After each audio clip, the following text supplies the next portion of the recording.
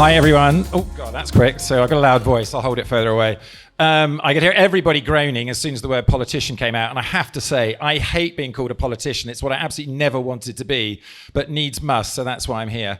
Having seen Juliet, who I have to thank for setting this up and inviting us, and the previous speaker asking for a show of hands, I've got to ask for one of those as well. Otherwise, I'll be missing out, won't I? So I'm actually a Terra.do fellow. So I'd like to find out if there's any others here. So when you put your hands up, if you're from Terra. Okay, quite a few. Let's hope a few more join in the future. So, okay, as an introduction, so I'm Ed Gemmell. I'm the leader of the Climate Party. I'm also a unitary councillor for Buckinghamshire, and I'm the only councillor in the country elected on the single policy of climate action now in a deeply conservative ward where they've never had anything but conservative MPs and councillors before. I'm also the managing director for Scientists Warning Europe, representing tens of thousands of scientists who've signed the 4 Great Warnings to Humanity. And I happen to be on a number of other boards, including the Local Government Association's Board for Environment. Well, what do we mean by the last election for climate? Well, time's run out on 1.5 degrees. We've got an election coming probably next year. That is the last chance in the UK that we can vote on action on 1.5 degrees. That's it. It's game over after that. The next one is coming probably in 2029. It's all over by then. This is last chance saloon. This is the only chance we have to do it. And pretty much all the way around the world, every next election is the last election for climate. I mean, the IPCC last week said that the window is closing on us having a livable planet. It's now or never. 2050 net zero, what do we think of that? You've heard the word greenwash. It's not just greenwash, it's hogwash. There is nothing about 2050 net zero that's going to keep us safe. It is utter rubbish.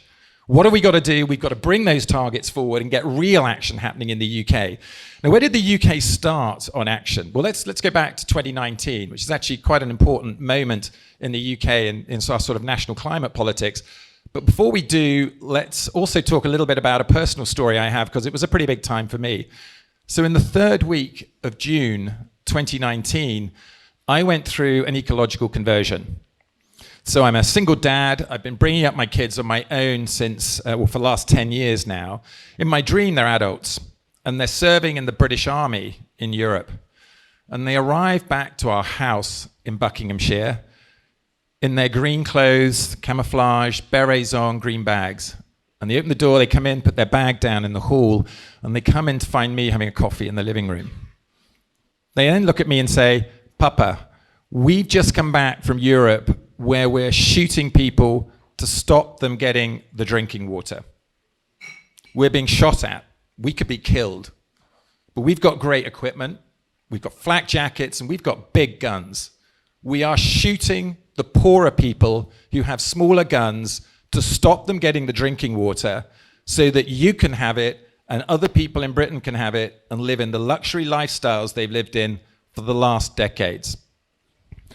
And then they point and they say, "You knew about this, Papa, didn't you? 20 years ago. And what did you do about it?"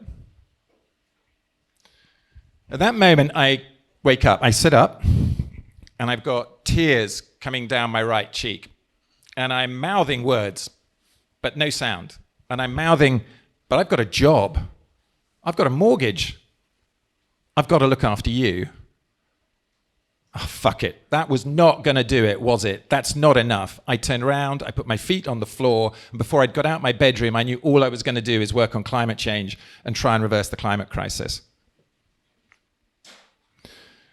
About the time I was having the dream, our government in Westminster was updating the Climate Change Act.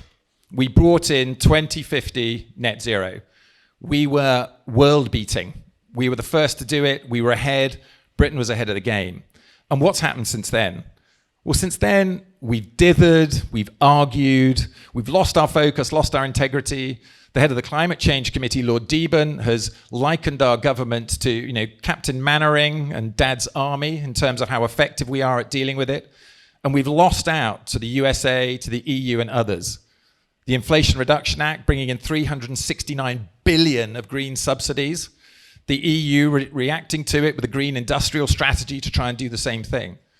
So where does that leave us? Well, that leaves us at the back. We're not at the front anymore. We have ceded it to the EU and to the US and to many, many, many other places. So what do we need to do? Well, we need to get serious. We've got to roll up our sleeves and start getting the right target. If we want to be the leaders in the commercialization of climate and we want to see that business taking climate action, we've got to get at the front. And that means 2030. None of them messing around with 2050 or even 2040, as Guterres was saying last week. 2030. It still gives us 2.5 times as much time to alter our industry as we did during the war. But just imagine if we took that. Certainty for business, flows of capital through the city, green bonds, green instruments, getting all the money put into the right places. We would be innovating at a pace we hadn't seen since the war. Our ecotech, our engineering would be moving forward. Cost of living crisis, that would be in the back window. It had gone a long time before, and energy security absolutely assured. Well, that's the vision of the Climate Party. I hope it's the vision of everybody here. And in the Climate Party, we're copying in a small way success that happened recently in Australia. The Teals, so these are a group of independent candidates in Australia named Teals by the media, and they had climate action as their number one policy.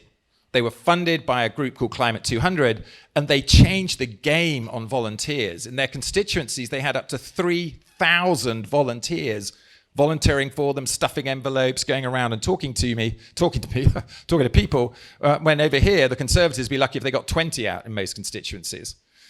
We want to copy them over here and do what they've done. They got 7 people in majority Conservative constituencies, where there were 20,000 majorities to the right wing before they took them out.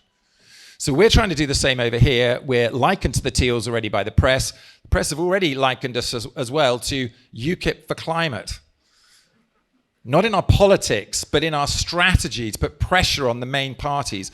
So we're going to stand in about 110 seats. 100 of those will be marginal seats of the 2 big parties to press them on their climate policies and get them to take up 2030.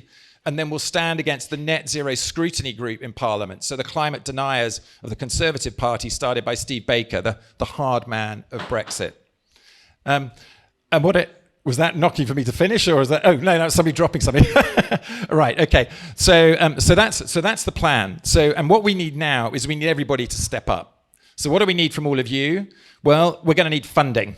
So if you're a funder, step up, come and talk to us. That would be great. If you're a connector, then please come and talk to us as well and help us get the funding. Or if you're a donor, even if it's £5 a month, go on the website and start donating. The next thing you can be doing is volunteering. Okay, we need your expertise, your energy, your enthusiasm, and your time, and we need lots and lots of it from lots and lots of people. We want to make this a movement as well, and it's our last chance. And the last thing we need as a party is we need candidates. Okay, so if you believe in climate action, if you're articulate, if you are a great believer in business as being the force for good, then come and put yourself forward and come and join us. I have one other shout out, which isn't just for the Climate Party, but it's for everybody in climate. You've got to online start taking on the trolls. Okay, so when you see people going out there talking about climate solutions, whoever they're for, and it doesn't have to be political, and those climate deniers come on. I mean, if you look at my feeds after I've done a talk on TV or something like that, there are hundreds of climate deniers on there suggesting I'm being paid by the WEF or saying how climate change is not working. We need people to go on and start correcting them. Otherwise, people go on and think that the climate deniers, and they think there's a lot of them, and there aren't. They're a very tiny proportion, but we've got to take them on online. Okay, so please, come and join us. Find us through our website, so theclimate.party, or come and talk to myself and several other colleagues who are here tonight. Thank you.